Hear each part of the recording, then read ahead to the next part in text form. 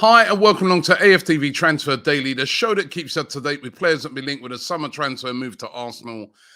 Disastrous news yesterday about Urian Timber. I must admit, I feared the worst when I was at the game on Saturday, and I saw the way he sort of just jumped up when with that injury. Like nobody had tackled him, nothing. And straight away, I said to myself, that don't look good. That looks like a knee injury. And that's what it is. It's a knee injury. They're going to do further assessments on it according to the Arsenal websites. They're going to look a bit deeper to see how long he's going to be out. He's definitely going to be out, but how long he's going to be out. But the prognosis does not look good. And there are rumors that he could be out for up to 6 months. Devastating blow for the player. I feel so sorry for him. You know what I mean? He's coming from Ajax.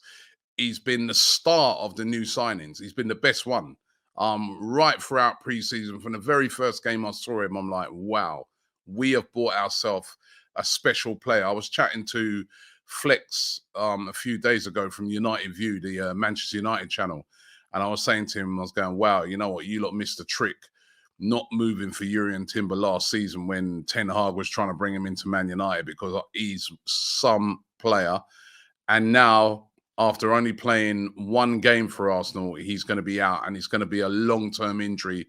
And as I said, devastating blow for the player, because you can imagine how excited him and his family were looking forward to, being at Arsenal. He's said already he's an Arsenal fan, and it's his dream come true to play for Arsenal. So devastating for the player, and also devastating for Arsenal. We bought this guy in. He's looking so good.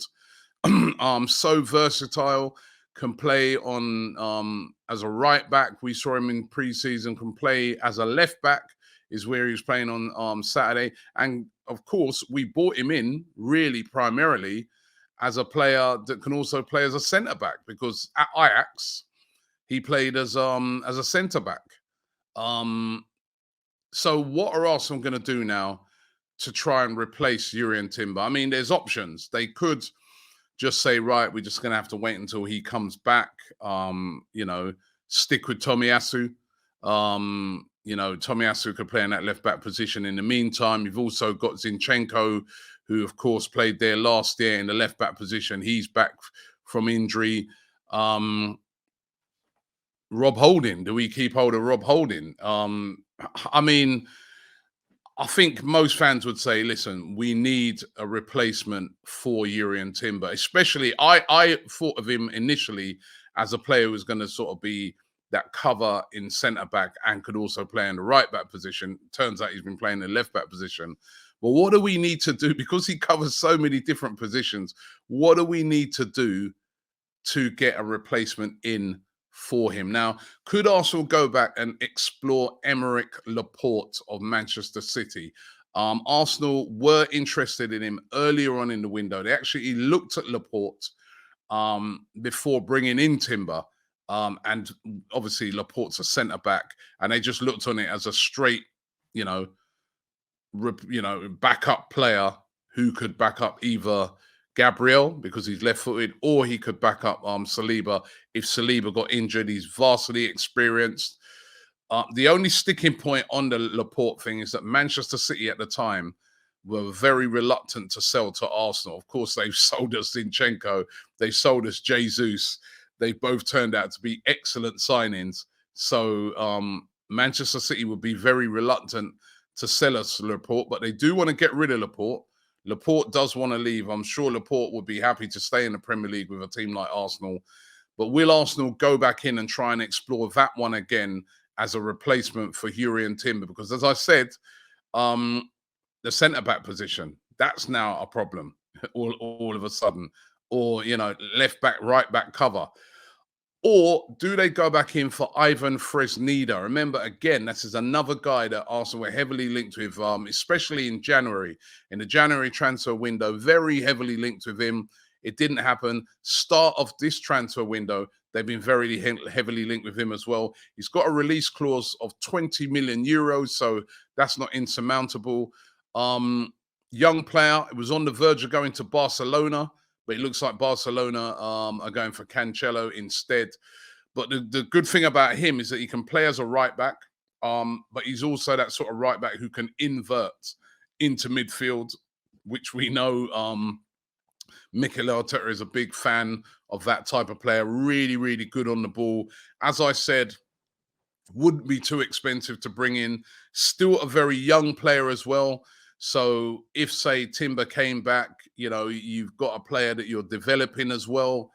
Will Arsenal make a move back in for him? Or, it's going to be a real tough one to decide. I mean, if he came in, say, for instance, and he started playing as a right back, you've got Ben White then who can maybe move back into the centre-back position as centre-back cover if anything happened to Saliba.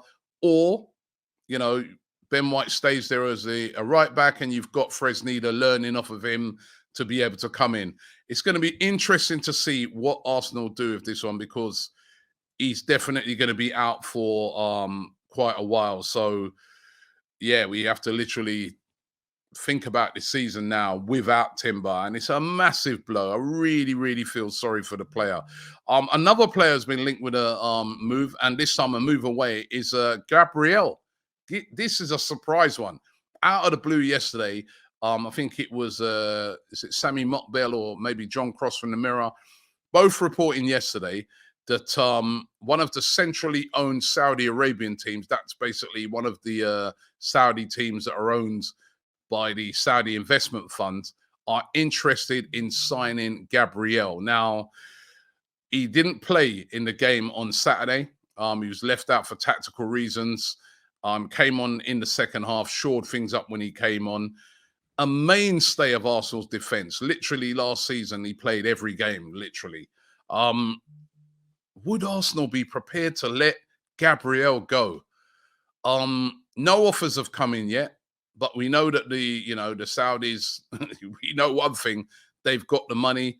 Their window as well, which is something that a lot of the Premier League teams have been complaining about, closes after the transfer window over here in the UK. So it closes after the 1st of September. And right now, every team is vulnerable because of the amount of money that they're offering to players. They'd be able to offer Gabriel huge wages. They'd probably be able to offer Arsenal a massive fee. I mean, Gabriel valued at around about £55 million at the moment. What if they came in with a massive bid? Arsenal don't need to sell. He's contracted till 2027, but there's been a lot of conspiracy theories around. People saying, "Ooh, is that why he was left out on Saturday? Because this Saudi deal, the Saudis are interested." I'd be surprised if Arsenal sold Gabriel, especially with this Timber injury. But I'd be surprised if they sold him. He's a mainstay of the team. He's one of the sort of leaders on that pitch. I'd be shocked. But money changes everything. I've been saying this for a long time. I remember I was doing a show over on DR Sports, and I said, listen, the Saudis with their money are a big threat to the Premier League when it comes to spending.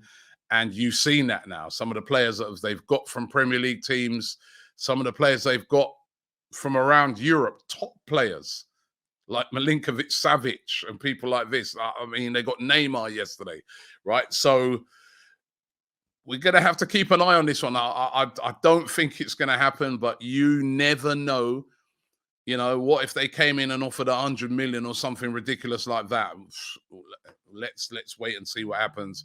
But hopefully Gabriel stays, as I said, especially in light of this Urian Timber news. And then where as well does this leave the Timber news leave Kieran Tierney? Timber, of course, was playing at left back up the weekend. The Telegraph, though, claiming still that Arsenal are willing to sell Tierney, even despite this Timber news. And Newcastle are still interested in signing him. We know about Real Sociedad. They wanted to take him on loan. Celtic are also interested in a loan. Loans are not going to happen. Arsenal want 25 to 30 million pounds for him. Newcastle considering him. They're after a left back. They're considering Tierney. They're considering Mark Cucurella of Chelsea. What is going to happen with Tierney? Definitely looks like he's leaving, even with Timber being injured. I'm not too sure now if I'd be happy for him to leave in light of this Timber injury as well. You know what I mean? Because to me, I'm on about natural left backs, which is Zinchenko can play natural left back and Tierney. And Tierney for me is a better defender. You know, obviously I know Zinchenko coming forward, inverting all that better, but straight up defender, Tierney for me, but still looks like he's going to leave. RMC Sport reporting today that Nicolas Pepe is in talks with Besiktas over a move. We've heard all summer about Arsenal trying to offload him, even willing to tear up their contract with him, which they still may do. He's only got 1 year left on his deal. Arsenal desperate to get him off the wage bill, one of the highest earners at the club, and not playing. So, you know, that makes no sense. And today, as I said, we've been told that he's been heavily linked with a move to Besiktas. So let's see how that one develops. Still a way to go in this transfer window. And we've been linked forever over the last few weeks with Mohamed Kudus. But now that's under threat as well, if we are serious about this one, because West Ham are now interested in Mohamed Kudus. Of course, West Ham under threat from Man City for their star player, Lucas Paqueta. Does look like he's going to go now that they already put one bid in for around about 70 million, which was rejected.